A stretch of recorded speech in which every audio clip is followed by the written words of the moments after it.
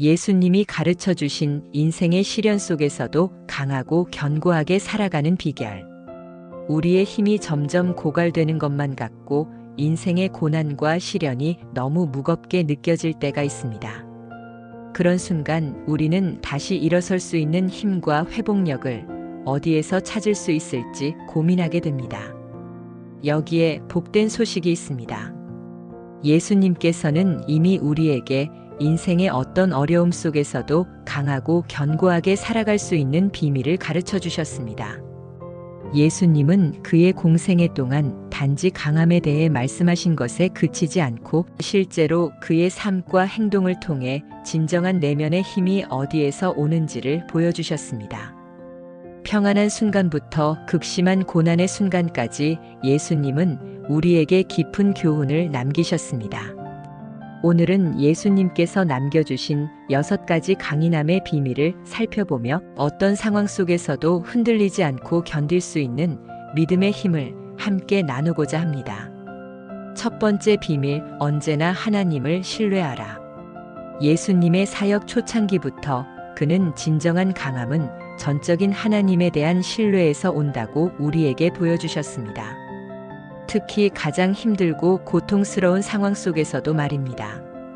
그 대표적인 예가 바로 예수님께서 성령에 이끌려 광야로 가셔서 사탄에게 시험을 받으신 장면입니다. 예수님은 40일간 금식하신 후 극심한 배고픔 속에서 사탄의 유혹을 받습니다. 사탄은 이 돌들을 떡이 되게 하라고 유혹했지만 예수님은 단호히 말씀하셨습니다. 사람이 떡으로만 살 것이 아니요 하나님의 입에서 나오는 모든 말씀으로 살 것이라. 예수님의 이 반응은 단지 성경 구절을 인용한 것이 아니라 하나님에 대한 절대적인 신뢰를 실천으로 보여주신 것입니다.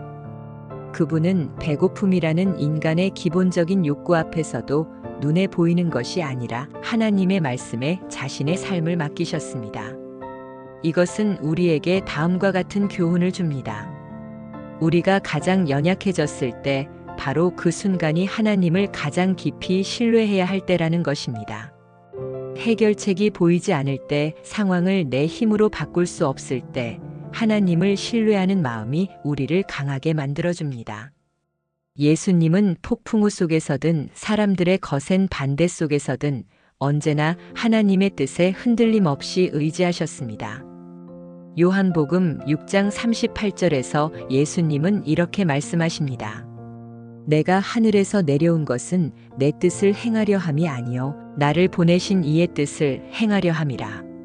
하나님을 신뢰한다는 것은 단지 마음으로 믿는 것을 넘어 우리의 삶의 방향이 하나님의 뜻에 순종하는 삶으로 나아가는 것을 의미합니다. 광야에서 사탄이 예수님을 성전 꼭대기로 데려가 뛰어내려 보라고 말했을 때 예수님은 또다시 말씀으로 응답하셨습니다. 주 너의 하나님을 시험하지 말라. 이 말씀은 우리에게 이렇게 말해줍니다. 하나님의 존재나 능력을 눈으로 확인하지 않아도 우리는 그분을 신뢰할 수 있습니다. 하나님은 언제나 가장 좋은 때에 가장 좋은 방법으로 일하십니다. 하나님을 신뢰하는 삶은 내가 모든 것을 통제하고자 하는 삶이 아니라 하나님의 손에 모든 것을 맡기는 삶입니다. 이사야 40장 31절은 우리에게 이렇게 약속합니다. 오직 여호와를 앙망하는 자는 새 힘을 얻으리니 독수리가 날개치며 올라감 같을 것이요 달려가도 곤비하지 아니하고 걸어가도 피곤하지 아니하리로다. 하나님을 전적으로 신뢰하는 자는 인간의 힘이 아닌 하나님의 능력으로 다시 일어설 수 있는 힘을 얻게 됩니다. 성경 속 다윗도 마찬가지였습니다. 골리앗 앞에 섰을 때 그는 자신의 무기나 실력을 믿은 것이 아니라 하나님을 믿고 담대히 말했습니다. 너는 칼과 창과 단창으로 내게 나오거니와 나는 만군의 여호와의 이름 곧 내가 모욕하는 이스라엘의 하나님의 이름으로 내게 나아가노라.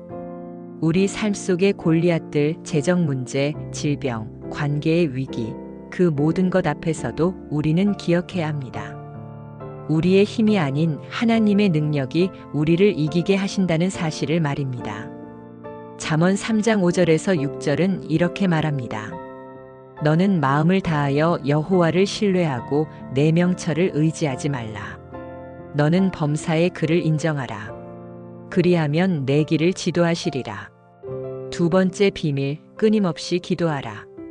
예수님은 우리에게 기도가 강하고 회복력 있는 삶을 위한 핵심 열쇠임을 분명히 보여주셨습니다.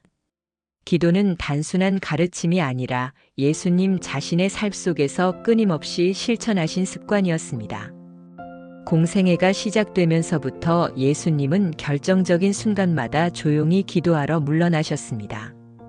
그 중에서도 가장 강렬한 장면은 겟세마네 동산에서의 기도입니다. 마태복음 26장 36절에서 46절까지 예수님은 십자가를 앞두고 베드로, 야고보, 요한과 함께 겟세마네로 가셨고 거기서 이렇게 말씀하셨습니다. 내 마음이 매우 고민하여 죽을 지경이니 너희는 여기 머물러 나와 함께 깨어 있으라. 이 순간은 예수님의 인생 가운데 가장 고통스럽고 인간적인 고뇌가 드러난 순간이었습니다. 그리고 예수님은 3번이나 같은 기도를 반복하셨습니다. 내 아버지여, 만일 할만하시거든 이 잔을 내게서 지나가게 하옵소서. 그러나 나의 원대로 마시옵고 아버지의 원대로 하옵소서. 이 장면은 우리에게 중요한 사실을 가르쳐 줍니다. 기도는 단회성 행위가 아니라 지속적이며 반복적인 대화입니다. 기도는 단지 우리의 소원을 전달하는 것이 아니라 우리의 뜻을 하나님의 뜻에 맞추는 시간입니다. 예수님은 감정적으로 무너질 수밖에 없는 순간에도 기도를 통해 하나님의 뜻에 온전히 순복하셨습니다. 그와 대조적으로 제자들은 졸며 깨어있지 못했고 결국 위기의 순간에 혼란스러워졌습니다. 이는 기도가 없으면 영적으로 쉽게 무너질 수 있다는 경고이기도 합니다. 또 다른 중요한 예는 누가복음 6장 12절부터 13절에서 예수님께서 12제자를 택하시기 전 밤새 산에서 기도하신 사건입니다. 이때에 예수께서 기도하시러 산으로 가서 밤이 새도록 하나님께 기도하시고 밝을 때에 제자들을 부르사 그 중에서 12를 택하여 사도라 칭하셨으니 예수님은 가장 중요한 결정을 앞두고 자신의 지혜나 판단에 의지하지 않고 하나님의 인도하심을 먼저 구하셨습니다. 이것은 우리에게도 적용됩니다. 중요한 결정 앞에 있을 때 감정이나 상황이 아닌 하나님의 뜻을 구하는 기도가 선행되어야 한다는 것입니다. 사도 바울은 데살로니가전서 5장 17절에서 이렇게 권면합니다. 쉬지 말고 기도하라. 이 말씀은 우리 삶이 기도하는 태도와 자세로 항상 유지되어야 함을 의미합니다. 우리는 걸어가면서도 일하면서도 일상 속에서 끊임없이 하나님과 대화할 수 있습니다. 또한 누가복음 5장 16절에서는 예수님께서 자주 조용한 곳으로 물러가 기도에 집중하셨다는 기록이 있습니다. 예수는 물러가사 한적한 곳에서 기도하시니라. 수많은 사람들의 요청과 바쁜 사역 속에서도 예수님은 반드시 기도할 시간을 확보하셨습니다. 이것은 우리에게도 중요한 교훈이 됩니다. 아무리 바쁘더라도 하나님과의 교제의 시간을 반드시 지켜야 합니다. 기도는 우리를 새롭게 하고 하나님의 음성을 분별하게 하며 결정의 순간에 하나님의 뜻을 따를 수 있는 지혜를 부어줍니다. 누가복음 11장 1절에서는 제자 중 한 명이 이렇게 요청합니다. 주여, 요한이 자기 제자들에게 기도를 가르친 것 같이 우리에게도 가르쳐 주소서. 이 요청을 계기로 예수님은 주기도문을 가르쳐 주십니다. 주기도문은 우리의 기도가 어떤 방향성을 가져야 하는지를 보여주는 모범입니다. 하나님의 이름을 높이고 뜻을 구하고 일용할 양식을 요청하고 용서와 보호를 간구하는 기도입니다. 또한 예수님은 누가복음 18장에 등장하는 불의한 재판관의 비유를 통해 기도는 끈질기게 계속되어야 한다는 사실을 강조하십니다. 한 과부가 끊임없이 정의를 요청하자 마침내 재판관이 들어주었고 예수님은 이렇게 말씀하십니다. 하물며 하나님께서 그 밤낮 부르짖는 택하신 자들의 원한을 풀어주시지 아니하시겠느냐? 이처럼 끈질긴 기도는 능력이 있으며 하나님은 때가 되면 반드시 응답하신다는 약속을 주십니다. 기도는 단지 종교적인 의무가 아니라 하나님과의 관계입니다. 예수님은 그 삶 전체로 기도가 영적인 힘의 원천임을 보여주셨습니다. 기도는 우리를 새롭게 하고 하나님의 뜻을 따르게 하며 어려운 시기를 견딜 수 있게 하는 회복력의 뿌리입니다. 세 번째 비밀, 다른 사람을 섬기라. 예수님께서는 우리에게 진정한 강함과 회복력은 섬김에서 온다고 가르쳐 주셨습니다. 예수님은 단순히 섬김을 말로 가르치신 것이 아니라 삶 전체로 그것을 실천하셨습니다. 예수님께서 보여주신 모습은 세상의 기준과는 정반대였습니다. 세상은 섬김을 받는 자를 위대하게 여기지만 예수님은 섬기는 자가 참으로 위대하다고 말씀하셨습니다. 가장 뚜렷한 예는 제자들의 발을 씻기신 사건입니다. 요한복음 13장 1절에서 17절에 예수님은 마지막 만찬 자리에서 갑자기 일어나시더니 수건을 들고 물을 떠서 제자들의 발을 씻기셨습니다. 그 당시 발을 씻기는 일은 종이나 가장 낮은 자가 하던 일이었습니다. 그런데 하늘과 땅의 주이신 예수님께서 직접 무릎을 꿇고 제자 한 명 한 명의 더러운 발을 씻기신 것입니다. 베드로는 처음에 깜짝 놀라며 절대 제 발은 씻기지 마십시오. 라고 말했지만 예수님은 분명히 말씀하셨습니다. 내가 주와 선생이 되어 너희 발을 씻었으니 너희도 서로의 발을 씻어주는 것이 옳으니라. 내가 너희에게 행한 것 같이 너희도 행하게 하려 하여 본을 보였노라. 예수님의 이 행동은 단순한 겸손이 아니라 사랑에서 나온 내면의 강함이었습니다. 예수님은 섬긴다고 해서 자신이 낮아진다고 생각하지 않으셨습니다. 오히려 하나님 안에 있는 자기 정체성과 사랑의 확신이 있었기에 그 어떤 일도 하실 수 있었습니다. 마가복음 10장 45절에서도 예수님은 이렇게 말씀하십니다.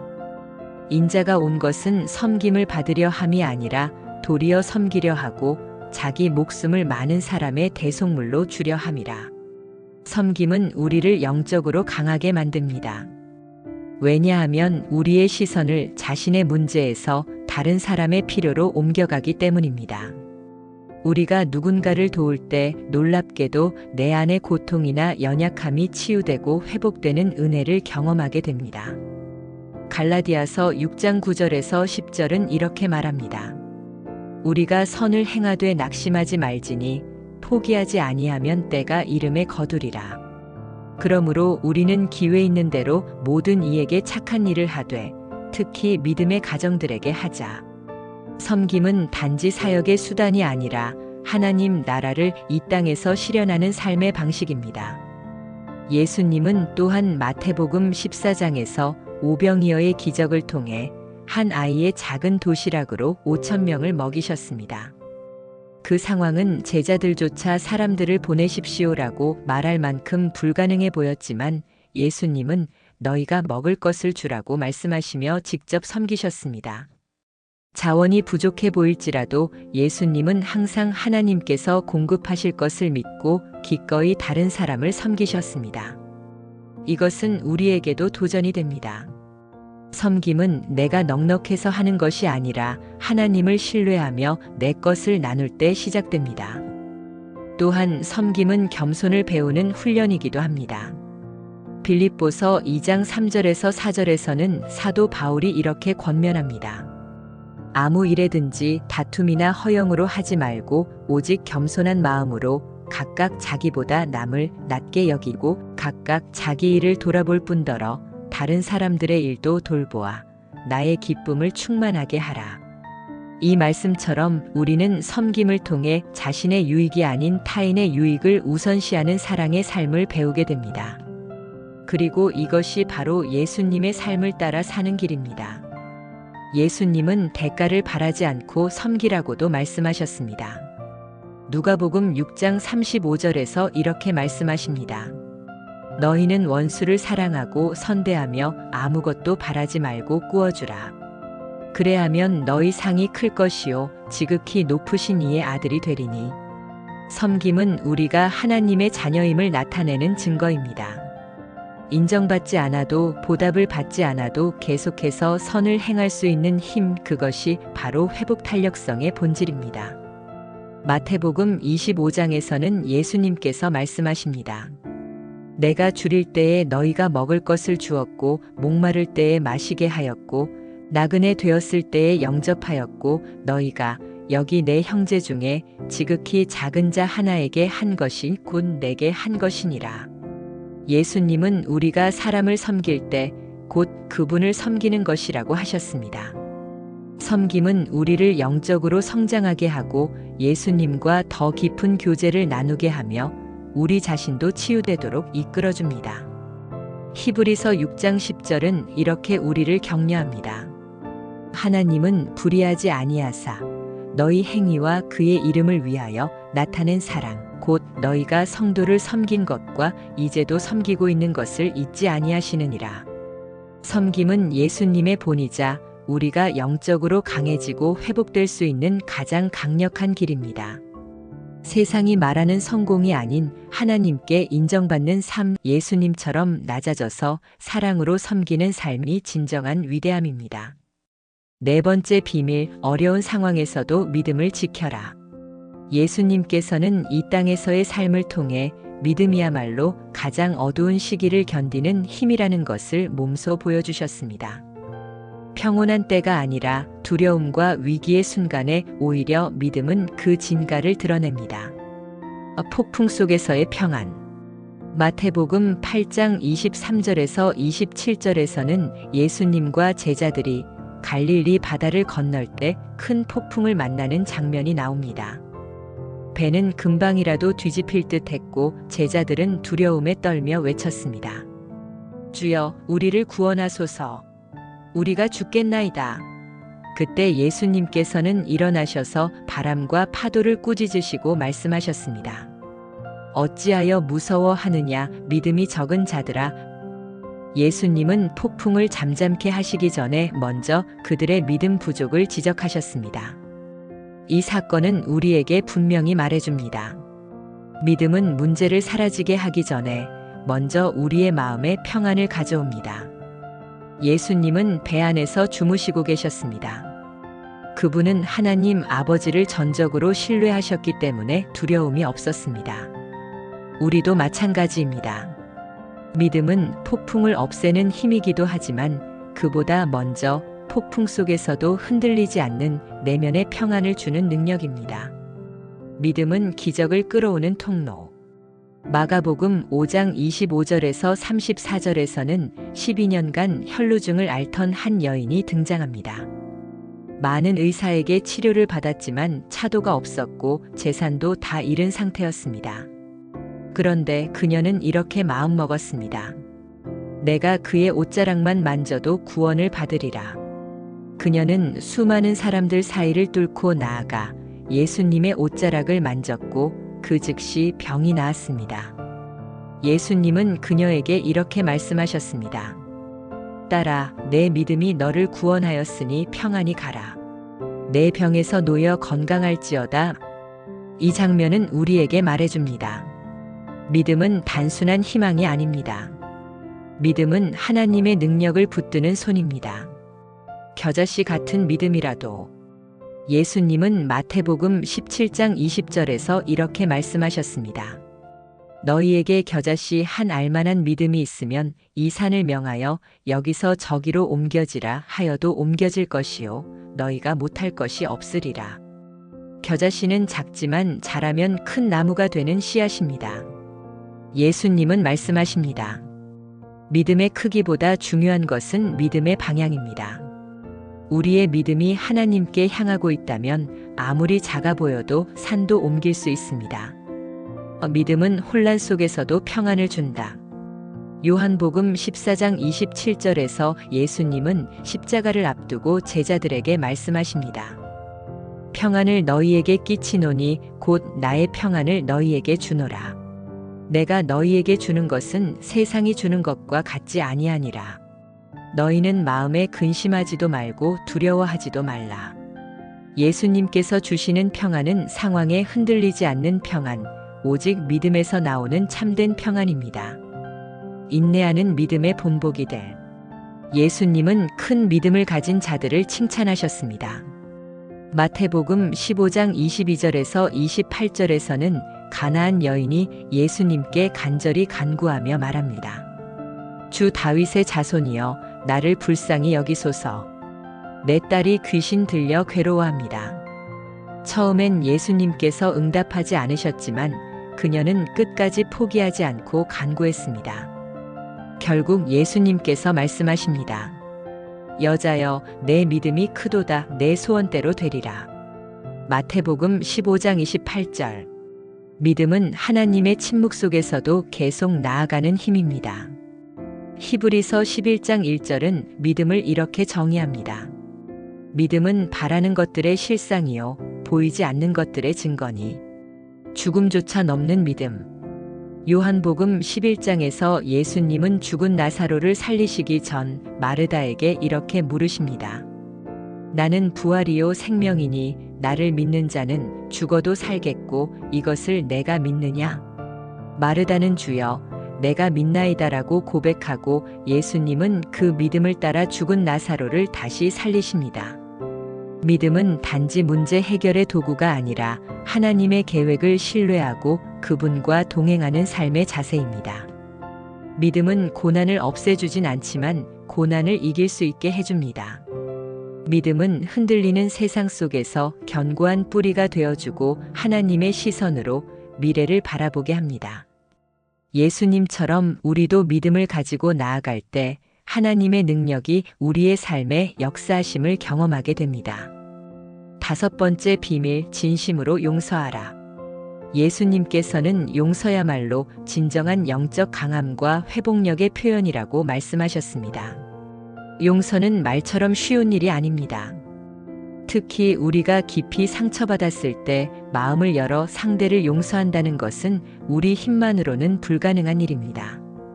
하지만 예수님은 십자가 위에서조차 용서하셨습니다.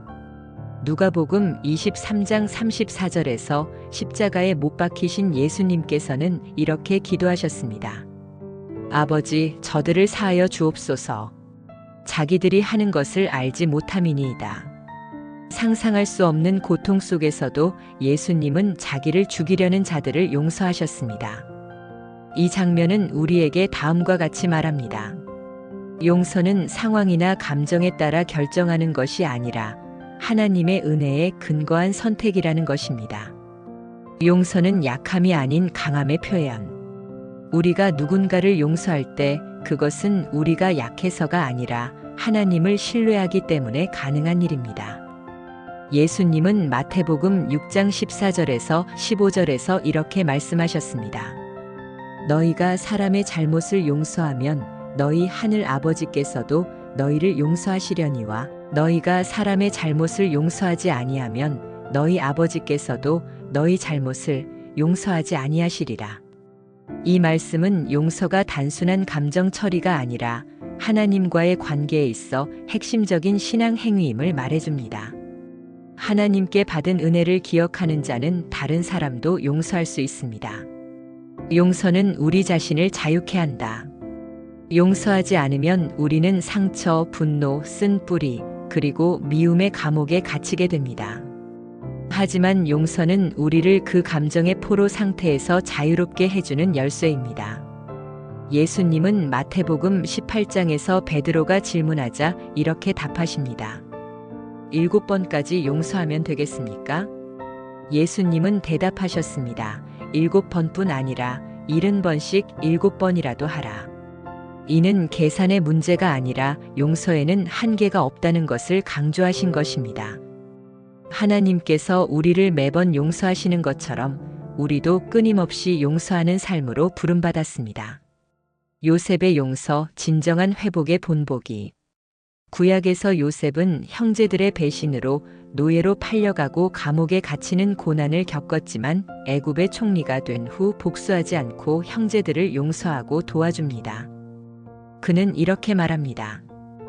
당신들은 나를 해하려 하였으나 하나님은 그것을 선으로 바꾸사 오늘과 같이 많은 사람의 생명을 구원하게 하셨나이다. 요셉의 용서는 하나님의 섭리를 신뢰했기 때문에 가능했습니다. 이처럼 용서는 과거를 지우는 것이 아니라 하나님께 미래를 맡기는 믿음의 행동입니다. 용서는 화해로 이어져야 한다. 예수님은 마태복음 5장 23절에서 24절에서 말씀하십니다. 예물을 제단에 드리려다가 형제에게 원망 들을 만한 일이 있는 것이 생각나거든 예물을 제단 앞에 두고 먼저 가서 화목하고 그 후에 와서 예물을 드리라. 이는 하나님께 드리는 예배보다도 사람과의 화해가 우선임을 보여주는 충격적인 가르침입니다. 용서는 단순히 마음속 결정만이 아니라 실제적인 화해와 회복을 향한 행동이 되어야 합니다. 용서와 치유는 함께 간다. 에베소서 4장 31절에서 32절에서 바울은 이렇게 말합니다. 너희는 모든 악독과 노함과 분냄과 떠드는 것과 비방하는 것을 모든 악의와 함께 버리고 서로 친절하게 하며 불쌍히 여기며 서로 용서하기를 하나님이 그리스도 안에서 너희를 용서하심과 같이 하라. 용서는 우리를 부드럽게 하고 다른 사람을 이해하고 품을 수 있는 마음으로 변화시킵니다. 그리스도께서 우리를 용서하신 것처럼 우리도 그 은혜에 따라 다른 이를 용서해야 합니다. 용서는 회피가 아니다. 용서한다는 것은 잘못을 묵인하거나 무시하는 것이 아닙니다. 오히려 진실을 인정하면서도 그 잘못을 하나님께 맡기고 보복이나 미움의 마음을 내려놓는 것입니다. 예수님은 우리에게 이렇게 가르쳐 주십니다. 너희 원수를 사랑하며 너희를 박해하는 자를 위하여 기도하라. 그 누구보다 십자가의 고통을 겪으신 예수님이 직접 그렇게 하셨습니다. 용서는 하나님의 자녀로서 반드시 배워야 할 회복의 언어입니다. 용서는 관계의 문을 다시 열고 우리 자신의 영혼도 자유롭게 합니다. 예수님께서 우리를 용서하셨듯이 우리도 용서할 때 예수님의 성품을 닮아가며 강하고 자비로운 믿음의 사람으로 세워져 갑니다. 6번째 비밀, 하나님의 뜻을 받아들이라.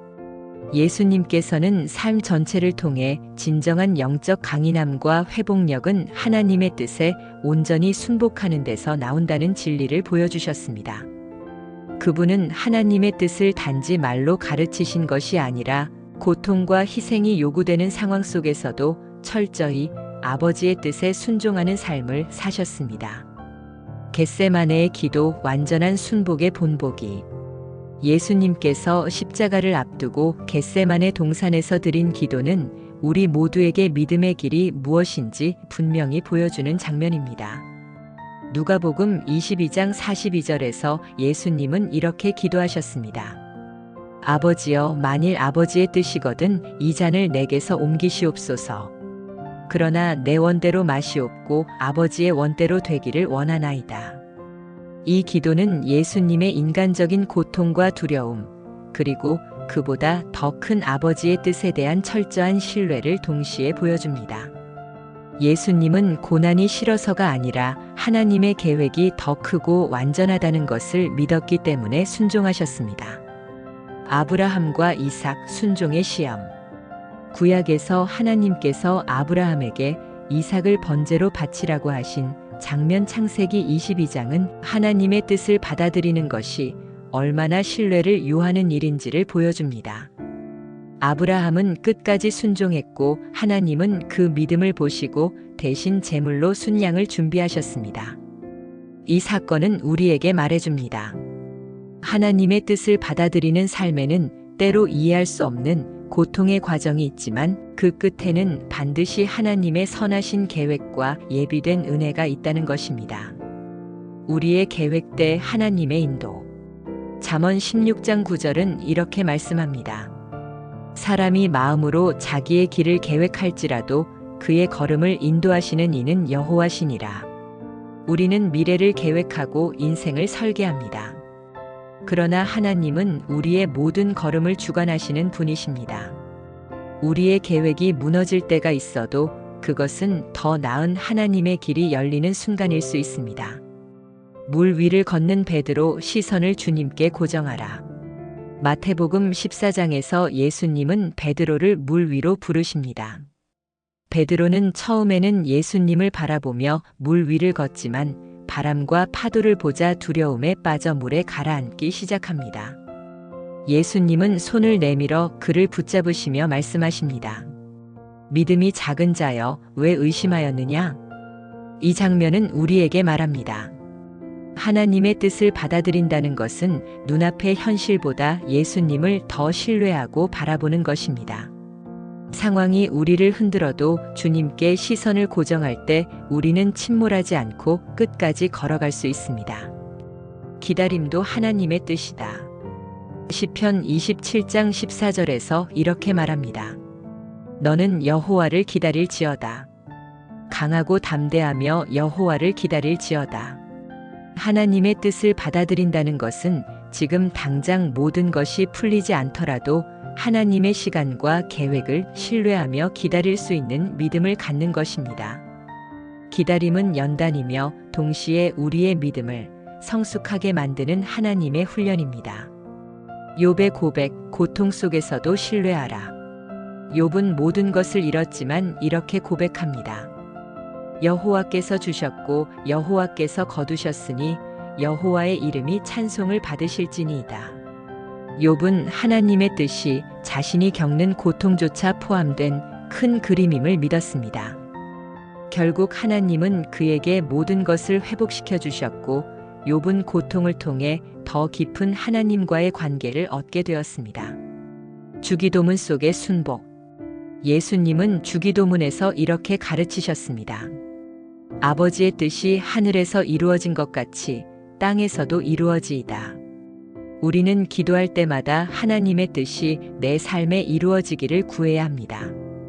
그 뜻은 때때로 고통스러울 수 있지만 그 안에는 하나님 나라의 영광과 나를 향한 완전한 계획이 담겨 있습니다.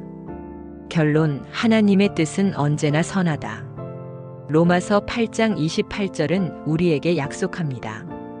하나님을 사랑하는 자, 곧 그 뜻대로 부르심을 입은 자들에게는 모든 것이 합력하여 선을 이루느니라. 지금 당장은 이해되지 않아도 하나님의 뜻은 항상 나를 위한 최고의 계획입니다.